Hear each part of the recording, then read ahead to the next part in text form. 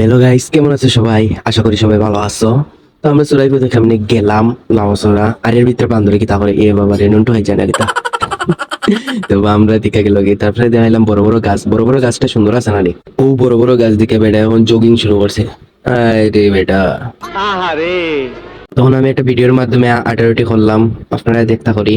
আরতে আরতে এলাম গভীর জঙ্গল, আর গভীর জঙ্গলও একটা বান্দর হয়েছে। আর এবারটা গভীর জঙ্গলের ভিতরে দেখো কিরকম। আর এবারটা লই আমরা পারি না, এবার খালি একটু জায়গা চাই খালি ভিডিও করে ভিডিও করতে করতে বেটার গাছের লোভ সামলাইতে পারে না, বেটা কিতাব হয়েছে দেখুন। আরে ভাইয়া, এরকম গাছ তো কখনো দেখিনি, এ তো প্রথম দেখলাম।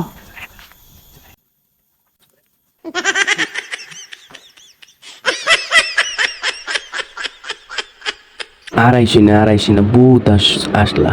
আমিও আসতে আসতে মনে করেন আমার পেটে বেদনা শেষ। এর ভিতরে আমি একটু হাওয়া বাতাস খাইলাম। বাবারে, আজকে যদি হাওয়া বাতাস না খাইতাম তাহলে তো আমি মরি গেলাম না। আপনারা কি তা জিতা আছেন নিবা? জিতা তাহলে কমেন্ট করে রাখবে যে আমি জিতা আছি, এখন জিন্দা আছি। তে আর কি তা করতাম, এখন আটতে আটতে আমার পেটে গুদা লাগে গেছে। এখন দেখে কোনো খানি টানি নাই, একবারে জঙ্গলের ভিতরে আমায় বই থাকছে বাঘ।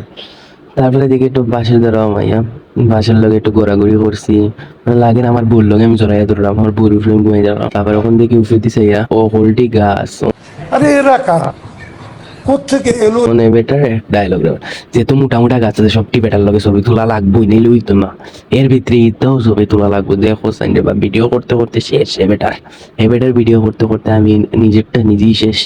তারপরে এবারটা আবার কয়ে বলে ওটার উপরে উঠতাম, ভাইয়া একটা ভিডিও দো, একটা ইয়ে দো। দেখো আমার অবস্থা এখন, একটা ভিডিও একটা ইয়ে দিতে গিয়ে আমি এখন জানি একবারে খালি গিয়া ঘুমাই যাচ্ছে। দেখো কি গরম লাগছে আমার এই বেটার ভিডিও করতে করতে।